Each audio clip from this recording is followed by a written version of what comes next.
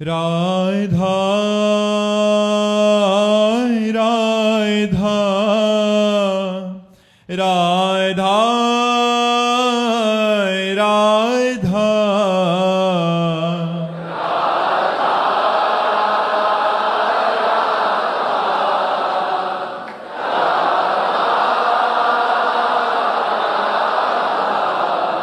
हाय राधा राधा राधा राधा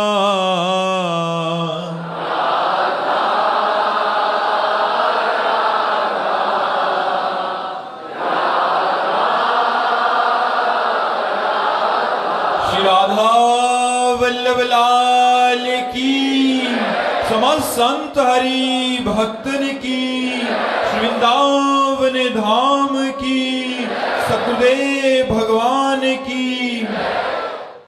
हेमंत जी दिल्ली से। राधे राधे महाराज जी। महाराज जी, संसार में व्यक्ति सुखी कैसे रह सकता है? अरे बहुत बढ़िया उपाय, मनुष्य जन्म मिला, खूब भजन करो, देखो सुखी रहोगे। हम बड़े सुखी हैं बच्चा, हमसे बड़ा सुखी कोई नहीं है। और आपका तो रोज डायलिसिस होता है महाराज। ये कोई दुख है? अरे मन सुख में लगा हो, शरीर का डायलिसिस होता हो तो क्या फर्क पड़ता है? और मन दुख में लगा, ये दुखालयम अशाश्वतम, संसार दुखमय है। संसार में मन लगा हुआ है और आप शरीर से स्वस्थ हैं लेकिन हृदय जल रहा है। एसी में बैठे भी जल रहे हो हृदय से। ईर्ष्या, द्वेष, राग, काम, क्रोध, भय, चिंता, शोक, मोह, यहां कुछ चिंता नहीं। चाह गई, चिंता गई, मनुआ बेपरवाह, और जिनको कछु न चाहिए वो साहन के साह। हर समय हृदय में परमानंद की बाढ़ रहती है। ये हम भगवान के बल से कहते हैं, नहीं अपने हृदय की बात नहीं कही जाती। जैसे किसी नवीन लड़के को उसके मनोयोग मित्र मिल जाए तो कैसा फूला घूमेगा, उससे करोड़ों गुना हमारे हृदय में आनंद की उफान आती रहती है। इसलिए इडनी किडनी ये सब कुछ नहीं, एकदम आनंद मस्त एकदम हम रहते हैं। अभी प्राण निकल जाए कोई परवाह नहीं है, चाहे जितना कष्ट तो रहता है। हम इस होश में नहीं रहते। जहां तुम होश में रहते हो वहां हम बेहोश रहते हो, जहां हम होश में रहते हो वहां तुम बेहोश हो। इसलिए हमें कोई फर्क नहीं पड़ता। सच्ची मानो यार, अगर सुखी होना है तो भगवान की शरण में होकर भजन करना सीख जाओ यार। महाराज जी, आपको बिल्कुल टेंशन नहीं होती? किसी के घर में 4-5 जने होते हैं, आपके तो ऐसे शरणागत जो आपके आश्रित हैं, तो आपका कोई चिंता नहीं? कोई पाई भर की चिंता नहीं, खूब मौज मस्त रहते हैं, हमें कोई चिंता नहीं। हमें ये भी विश्वास है कि हमारे बाहरी व्यवहार का भी भरण पोषण मेरे ठाकुर जी कर रहे हैं। किसी से मांगना नहीं है, किसी से जांचना नहीं है, और भगवान देते हैं, सब पार कर रहे हैं। भगवान का भरोसा, जिसने इस सृष्टि को बिना किसी सहयोग के स्वयं रचा है, हम उस परमात्मा की शरण में, वो हम शरणागतों का पोषण नहीं करेंगे, भरण पोषण नहीं करेंगे। इसलिए निश्चिंत, चिंता तो जीवन में कभी नहीं हुई। हाँ, ये एक चिंता हमारे जीवन में आई थी, जब किडनी फेल हुई तब ये चिंता हुई कि कहीं मुझे अधिक पीड़ा से पीड़ित देखकर लोग मुझे वृंदावन से बाहर न ले जाए। इस बात से परेशान हो गया था कि हे प्रभु, कहीं ऐसा ना हो कि अधिक पीड़ा हो और मैं बेहोश हूं और लोग मुझे दिल्ली, कलकत्ता, बंबई ले जाए। तो भगवान ने वो व्यवस्था, वो भय भी खत्म कर दिया। वृंदावन छूटने का डर था कि कहीं किडनी अपना स्वरूप ऐसा ना प्रकट कर दे कि लोग मुझे वृंदावन से बाहर ले। और आज तक कोई चिंता नहीं, भगवान निश्चिंत किए हुए हैं, सब कुछ चल रहा है, सब आनंद में चल रहा है, कोई चिंता नहीं। अन मांगे आगे आवेगो, जीव पल लागे पल को। बिना मांगे सारी व्यवस्थाएं भगवान पूर्ण कर रहे हैं। अब आप सोचो कि आप गृहस्थ हो, आप तो बाबा जी हो, आपका चल रहा है, नहीं। चक्रवर्ती सम्राट अम्बरीश जी हर समय भगवान की सेवा और स्मरण में रख, और पूरा सम्राट पद का संचालन भगवान के द्वारा हो रहा। जो भगवान के सहारे होता है, भगवान उसके लौकिक कार्य भी कर देते हैं। एक प्रसंग आता है जयमल जी का कि उन्होंने नियम लिया था 10 घड़ी 4 घंटे का नियम लिया था कि जब हम ठाकुर सेवा में जाएंगे, अगर उस समय कोई हमारे ठाकुर सेवा में आकर हमसे बात करेगा तो उसकी गर्दन उड़ा दी जाएगी। मतलब इतना एकांत ठाकुर सेवा हो कि कोई हमें विक्षेप न पहुंचावे। ये बात जब विरोधी राजाओं को पता चली, जयमल जी बड़े बलवान राजा थे और वो उस समय पूजा में होंगे, 4 घंटे निकलेंगे नहीं, तो विरोधी राजाओं ने उसी 4 घंटे में आक्रमण करने का निश्चय किया कि जब राजा अपनी पूजा गृह में चले जाएं तो आसपास से उनके राज्य को घेर करके और उसको अपने कब्जे में कर लिया जाए। बाद में राजा को बंदी बना लेंगे। जब सेना परास्त तो राजा बंदी तो बनी जाएगा। घेर लिया। गुप्तचरों ने तुरंत सूचना दी कि नगर को घेरा जा रहा है, चारों तरफ से आक्रमणकारी सेना आक्रमण के लिए उतारू है। आदेश मिले तो हम उनके साथ युद्ध करें। बिना राजा के आदेश के युद्ध कैसे हो सकता है? अब सेनापति परेशान, सब परेशान कि जो जाएगा पहला होगा कि उसकी गर्दन उतार दी जाएगी। अब उन्होंने अपनी परेशानी राजमाता से कही कि शायद है कि आपके ऊपर वो क्रोध ना करेंगे, आप माता हैं, आप जाकर केवल इतना आदेश ले आइए कि हाँ आक्रमण करो, बस, फिर हम देख लेंगे।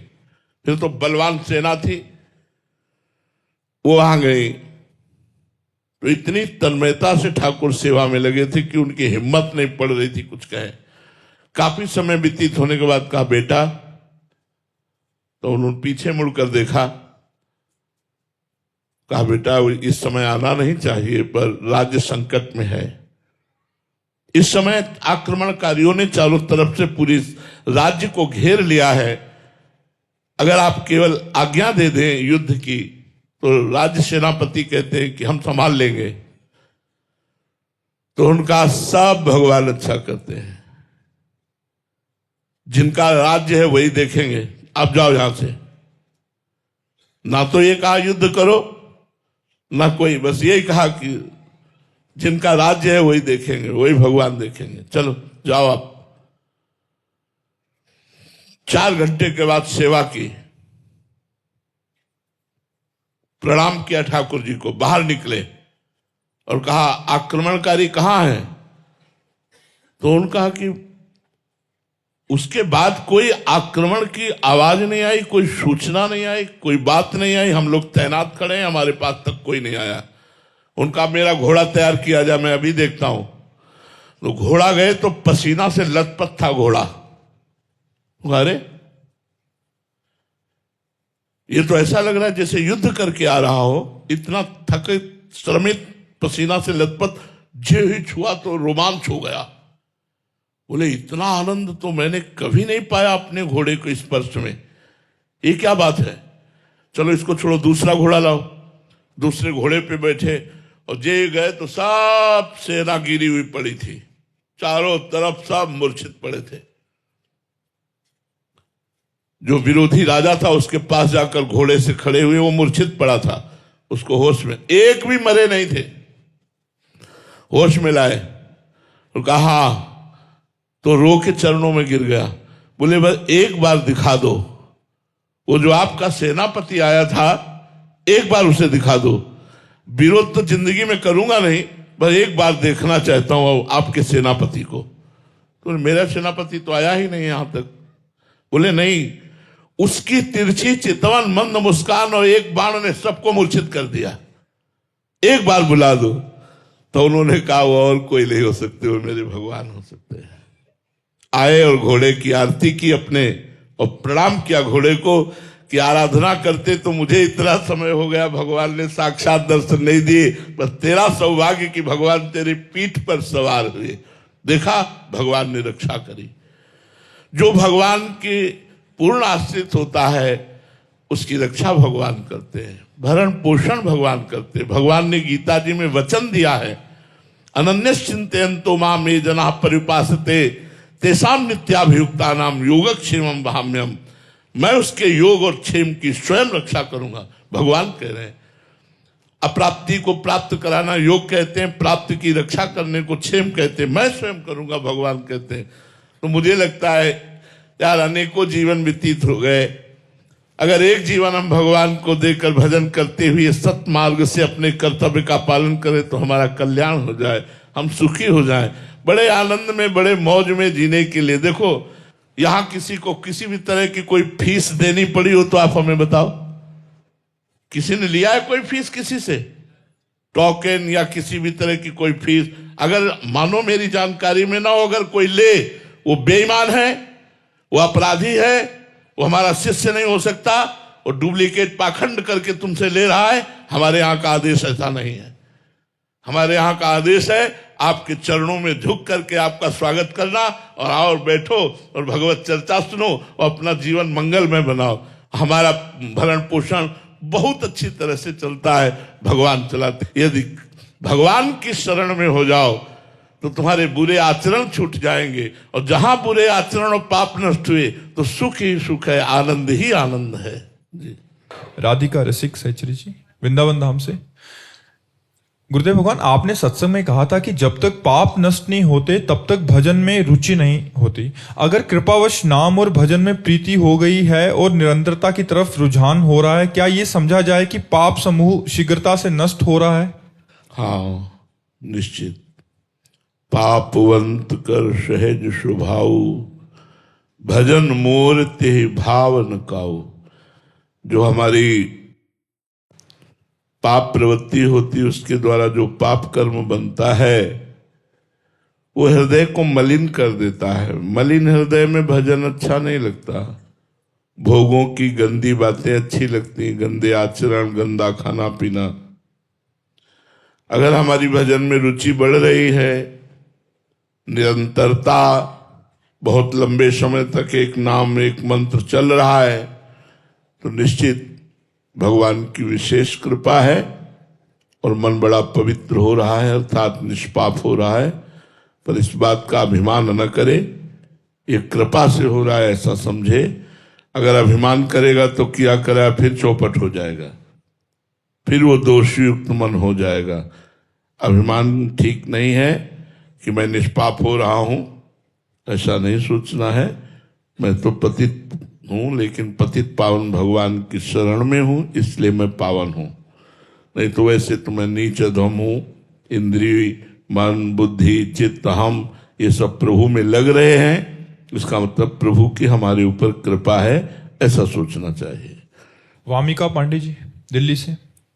राधे राधे महाराज जी। महाराज जी, आपके सत्संग से सीखने का प्रयास करती हूँ कि सत हरि भजन जगत सब सपना, परंतु महाराज जी फिर भी भावनाओं और आसक्तियों में फंस जाती हूँ और मन हमेशा बुद्धि पर हावी पड़ता है। स्वयं को भावनात्मक उन्माद एवं सांसारिक आसक्तियों से कैसे बचाएं महाराज जी? भजन ही है एक उपाय। जितना नाम जप करेंगे, अधिक से अधिक नाम जप होने पर भोगों में अरुचि हो जाती है।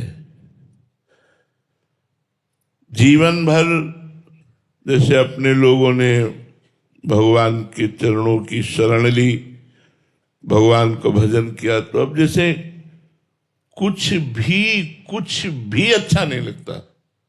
ये सब एक नाटक की तरह हो रहा है, एक यंत्र की तरह हो रहा है। कुछ अच्छा अंदर से कुछ अच्छा किए, सत्य है, ये सुखद है, ये हमारा गर्व का विषय है, ये सब कुछ नहीं। एक बस एक यंत्रवत क्रिया हो रही है। बस जब तक भजन की बाहुल्यता नहीं होती, अधिक भजन नहीं होता, तब तक कभी भगवान प्रिय लगते हैं, कभी भोग प्रिय लगता है, कभी सम्मान प्रिय लगता है, नाम, वाहवाही, प्रतिष्ठा, ये सब। पर ये स्थायी चीज नहीं है। मात्रा स्पर्शास्तु कौन्तेय शीतोष्ण सुख दुखदा, आगमा पाइनो अनित्यास्तास्तितिक्षस्व भारत। हे अर्जुन, ये शीतोष्ण अर्थात अनुकूलता, प्रतिकूलता, मान अपमान आदि द्वंद, ये सब आगमा पाइनो, आने जाने वाले हैं, टिकाऊ नहीं है, परिवर्तनशील है, नाशवान है। इसलिए इनकी द्वारा जो वेग आता है, उसमें जो मन में व्यथा होती है, उस व्यथा को जो सहन कर लेता है उसका भजन आगे बढ़ जाता है। बहुत ये काम की बात है। जब काम का वेग आवे, क्रोध का वेग आवे, भूख का वेग आवे, प्यास का वेग आवे, सर्दी गर्मी आदि जितने भी द्वंद्व हैं, सहना सीखना चाहिए। तास्तितिक्षस्व भारत, भगवान सामने हैं, पर वो चाहते हैं अपने जनों से कि वो सहना सीखें। जितना सहनशील होगे उतने अच्छे साधक बन जाओगे। जो मन के वेग को, वाणी के वेग को, भूख प्यास के वेग को, जनेंद्री काम के वेग को, इन वेगों को सहना नहीं सीखा, वो परमार्थ का उत्तम पथिक नहीं हो सकता।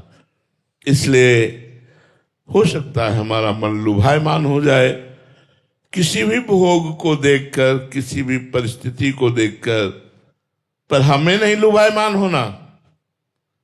मन का लुभायमान होने से कुछ हमारा बिगड़ने वाला नहीं। अगर हम मन के साथ लुभायमान हो गए तो बिगड़ जाएगा। तो थोड़ा हमको मन से अपने को अलग देखना होगा।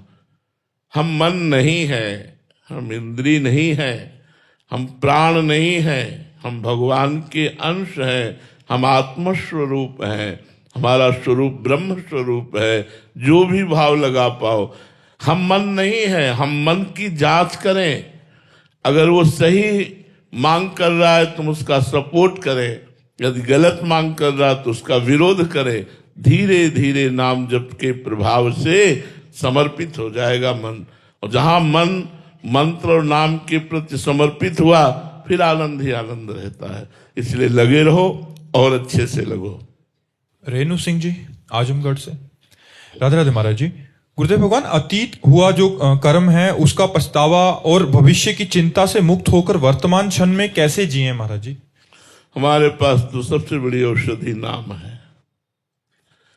जो पीछे हुआ है चिंता मत करो, वो नष्ट हो जाएगा, नष्ट हो जाएगा, जड़मूल से नष्ट हो जाएगा। नाम संकीर्तनम यस्य सर्व पाप प्रणाशनम। भगवान का नाम समस्त पापों का नाश कर देता है।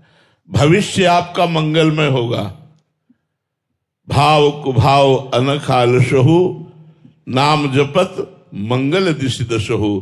दसों दिशाओं में कहीं भी रहोगे, तुम्हारा कोई बाल बाका नहीं कर सकता, तुम्हारा मंगल होगा। लोक परलोक की सारी सुख सामग्री आपको प्राप्त होगी यदि नाम जप कर रहे हो। भगवान से जुड़ो, अपने चित्त को भगवान के नाम रूप लीला गुण धाम से जोड़ो। हरिशरणम हरिशरणम, हर समय भगवान की शरण में रहो, सब ठीक हो जाएगा। ये भूत भविष्य की चिंता करते हुए वर्तमान को नष्ट कर देना मूर्खता है। जो हुआ सो हो गया, जो होना होगा देख लेंगे। वर्तमान में तो राधा राधा बोले, वर्तमान को तो सार्थक करें। हम यदि वर्तमान में भगवान का भजन करेंगे तो हमारा भूत भविष्य दोनों पावन हो जाएगा। भूत तो पवित्र हो ही जाएगा, हमारा भविष्य भी मंगल में पवित्र हो जाएगा। इसलिए नाम जप करो, शास्त्रों का स्वाध्याय करो, संतों का संग करो, पवित्र भोजन पाओ, सब ठीक हो जाएगा। डॉक्टर अनिरुद्ध भूषण जी नारायणगढ़ से। राधे राधे महाराज जी। महाराज जी, आप कह रहे हैं कि आप एक बड़ा हॉस्पिटल चलाते हैं। महाराज जी कह रहे हैं कि अपना काम बहुत ईमानदारी से करता हूं, वहां अमीर लोग पैसों का डिस्काउंट अपनी पहुंच से करा लेते हैं कहीं जुगाड़ लगा के, जबकि गरीब पूरा पैसा देता है। मुझे ये पैसा लेते बहुत अपराध बोध होता है, शायद जीवन में गलत कर रहा हूं और डॉक्टरी के इस प्रोफेशन को छोड़ना की सोच। नहीं, छोड़िएगा नहीं। बहुत बहुत बढ़िया कार्य कर रहे हो। हाँ, ये जरूर है कि जो धनी वानी पुरुष हैं उनको चाहिए कि ऐसे अस्पतालों में जहां गरीबों की सेवा की जाती हो, आप अपना बीमारी का पैसा तो दे ही, हो सके तो कुछ और भी सहयोग करें। और गरीब जो पैसा नहीं दे सकते हैं उनको कुछ फ्री दवा, बिना फीस के उनसे बातचीत करना, उनके रोग को जानना, बिना पैसे के उनके खून की जांच हो जाना। अगर ऐसी व्यवस्थाएं आप कर सको तो आपका जीवन धन्य हो जाए। अगर एक गरीब की सेवा बन गई तो बहुत बड़ा। ऐसा ही अस्पतालों में होना चाहिए कि भाई कुछ लोग धनी हैं जिनके पास व्यवस्था है, उनको तो देना ही चाहिए, ईमानदारी से देना चाहिए, और जिनके पास नहीं है तो आपको देखना है कि आप ईमानदारी से उनकी यदि डॉक्टरी करवा सके, उनको औषधि दिलवा सके, तो बहुत बड़ा पुण्य का कार्य होगा। आप और कोई कार्य करने की मत सोचे, बहुत बड़ा पुण्य का कार्य है किसी बीमार को दुख निवृत्ति कर देना। कोई बहुत पीड़ा से युक्त है, आपने औषधि दिलवा दी, भगवान की कृपा आप पे होगी, आप निश्चिंत रहिए। अगर सत्कर्म कर सकते हो तो करो। ये बैंक बैलेंस तुम्हारी गणना में आ रहा है, मरोगे तो चवन्नी नहीं ले जाओगे यहां से। अभी सत्कर्म कर लो, ऐसे अस्पतालों में, ऐसे चैरिटेबलों में, ऐसे स्थानों में दान करो जहां हजारों भूखों को भोजन दिया जाता है, बीमार लोगों को दवाइयां दी जाती हैं, हजारों हमारी गौएं ऐसे भटक रही हैं, उन गौओं के लिए गौशाला खुलवाओ, चारा डलवाओ, संतों को भोग लगाओ। यही पैसे का महत्व है यार। जब तक अच्छे कर्म नहीं करोगे तब तक ये रुपया पूर्व पुण्य से मिला है और यही बैंक में जमा रहेगा, यही संसार के लोग उसका प्रयोग करेंगे और आप नर्क जाओगे। इसलिए बेईमानी से रुपया मत कमाओ, ईमानदारी से कमाओ, और ईमानदारी से कमाए हुए रुपये से कम 100 में 10 रुपया धर्म के लिए निकाल के रख दो। गौ सेवा, साधु सेवा, बीमार सेवा, इनकी सेवाओं में रख दो। ए भाई, मत छोड़ना, अस्पताल मत छोड़ना, जरूर, हाँ आप जरूर चलाना, बिल्कुल चलाना, और उत्साह पूर्वक चलाना, इसको बंद मत करना। इससे बहुतों की आप सेवा कर सकते हो जो अनाथ हैं, असहाय हैं, गरीब हैं और दीन दुखी हैं, वो बीमार हो के आ रहे हैं, आप उनकी जरूर सेवा कीजिए। ये बहुत बढ़िया सेवा का स्थान है, इसको छोड़ना मत, ठीक है जी। प्रशांत शुक्ला जी ग्वालियर से। राधे राधे महाराज जी। गुरुदेव, मैं न्यायिक सेवाओं में कार्यरत हूँ, न्यायाधीश के पद पर हूँ, जहाँ कर्तव्यों के सम्यक निर्वहन के लिए विधिक प्रावधानों, न्यायिक दृष्टांतों का स्मरण कार्य कुशलता में वृद्धि करने में सहयोगात्मक होता है। महाराज जी, ऐसे में आपके सत्संग में किसी भी प्रश्न में आप तत्काल सरल एवं शास्त्र सम्मत उत्तर देते हैं, जिसमें वेदों पुराणों के श्लोकों का संदर्भ भी दिया जाता है। ये देखकर मैं अत्यंत आश्चर्यचकित और अभिभूत होता हूँ कि आपकी आयु व प्रतिकूल स्वास्थ्य परिस्थितियों के बावजूद आपकी अभिभूत स्मरण शक्ति, ज्ञान एवं एकाग्रता को देखकर मन में एक जिज्ञासा होती है कि ऐसी स्मरण शक्ति, एकाग्रता व निर्णय क्षमता को महाराज जी और हम कैसे प्रखर बनाने का चेष्टा करें। भगवान का आश्रय, कर्तुम अकर्तुम अन्यथा कर्तुम सर्व समर्था सा ईश्वर। हम उस ईश्वर की शरण में बचपन से हैं। हमारे हृदय में वो स्वयं बैठ कर के बुलवा रहे हैं, हमारे हृदय में बैठकर वो स्वयं करवा रहे हैं। ये मैं देख रहा हूं, मैं कहीं करता नहीं, मैं तो केवल देखता हूं। जो दिखा रहे हैं, जो बुलवा रहे हैं, जो करवा रहे हैं, इसलिए जो आश्चर्य में लगे वो सिर्फ मेरे भगवान का प्रताप है, मेरा कुछ नहीं है। कक्षा 9 पढ़े हैं गांव के स्कूल में। ABCD तो 6 से शुरू होती है गांव में, 5 तक तो ABCD ही नहीं शुरू होती थी हमारे समय में। तो 6, 7, 8, 9 क्लास पढ़े, न कहीं हमने व्याकरण पढ़ा है। ये सब गंगा किनारे एकांत सेवन किया है। आप जो कुछ भी सुन रहे हैं ये सिर्फ भगवान की ही कृपा से है, मेरे में कोई सामर्थ्य नहीं।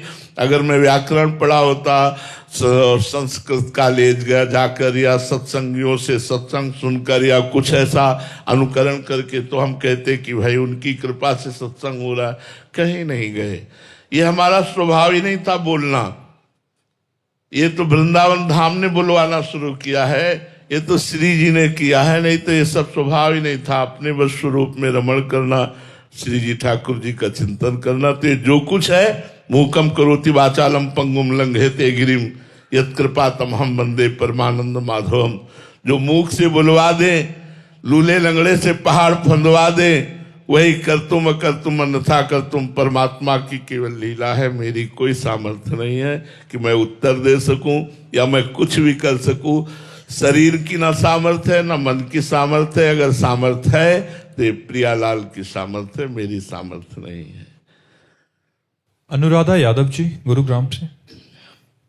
गुरुदेव भगवान, आपके श्री मुख से सुना था एक बार, चलती चक्की देखकर दिया कबीरा रोए, दो पाटन के बीच में साबुत बचा ना कोई। चलती चक्की देखकर दिया कमाल ठठाए, रहे सहारे कील के बाल ना बाका जाए। महाराज जी, इसका भावार्थ भावार्थ ये है, चक्की में दो पार्ट होते हैं, ऊपर का नीचे का। ऐसे संसार में दो पार्ट हैं, सुख दुख, मान अपमान, लाभ हान, जय पराजय, जन्म मृत्यु। इसे द्वंद्व कहते हैं। कोई भी संसार में ऐसा नहीं जो इस द्वंद्व में पिस न रहा हो। तो चलती चक्की देख के दिया कबीरा रोए, दो पाटन के बीच में साबित बचा न कोई। सब सुख दुख की लपेट में है, सब लाभ हानि, मान अपमान, जय पराजय, जन्म मृत्यु की लपेट में सब पिस रहे। तो वहीं उनके मानसिक पुत्र कमाल खड़े थे, बड़ी जोर से हंसे और कहा, साहब अगर कील के सहारे जो दाना आ गया तो पूरी चक्की में पूरा आटा बन जाएगा, लेकिन वो दाना जो कील के सहारे आ गया उसका चक्की कुछ नहीं बिगाड़ सकती। चलती चक्की देख के दिया कमाल ठठाए, और रहा सहारे कील के तो बाल न बाका जाए। तो इस द्वंदात्मक जगत का मूल क्या है?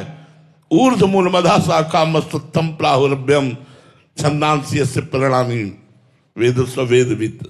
जो ये जानता है वही ज्ञानी है। क्या इसकी ऊर्ध मूल है? कौन? बोले मैं भगवान श्री कृष्ण करें, मैं स्वयं इसका मूल हूं। तो मूल चक्की का मूल कौन होता है? जिसपे वो दो पार्ट टिके होते हैं, वो कील कहा जाता है।